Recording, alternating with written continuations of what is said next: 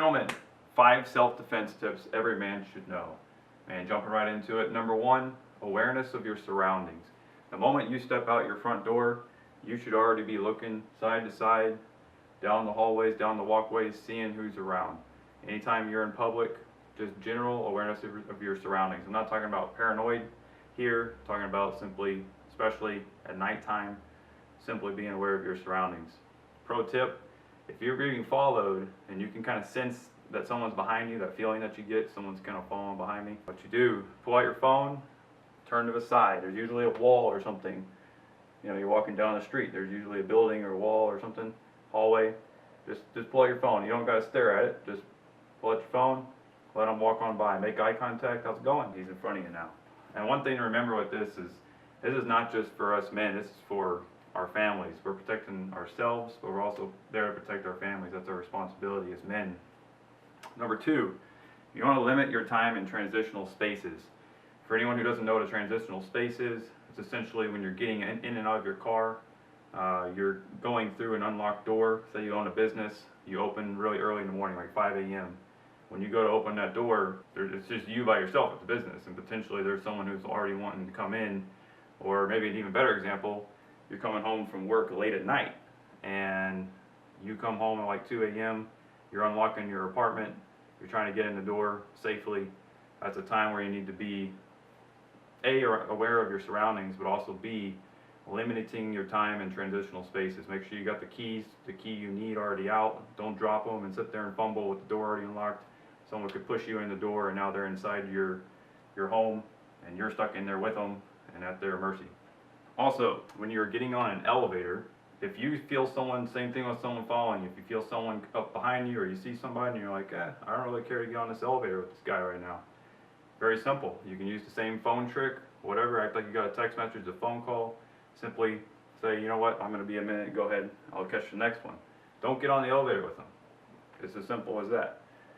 Number 3, concealed handgun license course. If you want to be a self-defender, obtain the legal right to carry a handgun. Some very important things with this: you need to train and you need to become proficient with your gun. And that's your gun. Don't go out with your friends, shoot all their guns. You know, they've got 60 handguns and you want to try them all, and then all of a sudden put yours back in your concealed carry and think that you're going to, when you pull that gun back out, you're going to be proficient with it. You need to train with it. 1,000 rounds is typically the standard for becoming familiar with the gun. Another big tip on that, always carry concealed. Don't ever carry open. Here, I live in the state of Texas. You can carry open if you have the license to carry. I would not recommend carrying open for a simple reason that if a bad guy walks in and he sees one dude with an open carried gun, well, he's going to be the first one that he takes out, and then he's going to have free reign to everybody else. It's just like if you're a police officer, security guard, and you're obviously openly armed, well, the bad guy's going to try and take you out first by surprise. That concealedness gives you surprise on the bad guy. You can wait your turn, take it out, take care of business. Also, never carry off body. A lot of women do this. I know us men don't carry purses typically. Man bags have become a little bit more prevalent, but women will have purses and they'll carry their gun inside their purse, slightly because they don't have looser clothing. They wear tight clothing, they don't know where to put it. But the point is, if you carry off body, if you carry inside your car, glove box, when crap goes down and you need to get to your gun, you're going to have to go chase after that bag or wherever it's at, open it, dig inside, find it. Just carry concealed on your body and you'll be ready to go at all times. Number 4, so if you're out and about and you see someone that you think is possibly a threat, simply make eye contact with them. Most criminals are trying to find people who are easy victims and people who look away and just try and walk away and get away from the situation. The key is to make eye contact with these people, even say a hello or how's it going, something like that, and that'll show them that, okay, this guy is actually, he's not necessarily scared. It's not foolproof, it's not going to work every single time, but the point is, it's one of the tips that will make someone who's looking for an easy target not choose you. And of course, with this eye contact and with this hello, it's going to be something that's pleasant. You're not going to be doing some kind of aggressive, tough guy, challenge, any of that kind of stuff. That's just going to make things escalate. Tip number 5, last one, empty-handed skills. We've all got to have them. My favorite program is Gracie Jiu-Jitsu. Maybe y'all are aware of this. Gracie Combatives is a DVD program.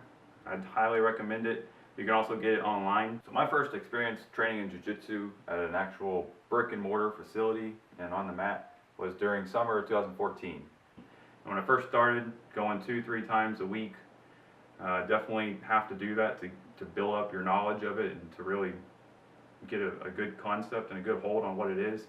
I would say beyond the 2-year mark, you could bump it down a little bit to where you're not, if it's taking a toll on your body and you're getting injuries or something, you don't have to do it 2-3 times a week. You bump that down to once every 2 weeks or something like that. But you definitely want to supplement your mat time with something like Gracie Combatives. Once again, I have the DVD program. As you can see, it's a whole bunch of DVDs in here, but you can also get it online.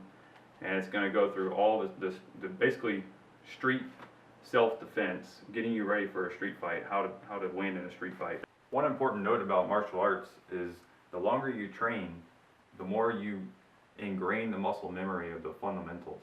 And if you wind up taking some time off, again due to injuries or say finances or whatever, or if you drastically decrease the amount of training that you're doing, over time you will begin to lose some of those finite skills. However, the fundamentals, the things that you train the most, will be muscle memory in your mind, and you can always come back to it and update yourself and continue and pick it back up. It's just like riding a bike. We all learned how to ride a bike when we were children, and we can still ride a bike today. Hop on one, get going, you're back at it again. It's very important that you have less lethal tools. Sometimes that's going to be empty-hand skills. For other people, say you have a disability or you just simply have never been involved in martial arts, or you're not in shape, or you just don't have confidence in yourself and your empty-handed skills, and I'd still encourage you to go find those empty-handed skills and train them. But if you're one of those people who wants an immediate, less lethal self-defense tool, I would recommend, everybody is aware of this, some kind of pepper spray. This is DefTech MK3. It's a 0.2%. It's a 0.2%. I will say that I've been sprayed by this pepper spray. It does hurt and burn quite a bit. Gets the job done. It's very difficult to see for almost up to like an hour after you've been sprayed with it, so it's pretty effective. Man, so lastly, I definitely want y'all to check out some additional resources that I've linked down in the description. Thanks for watching.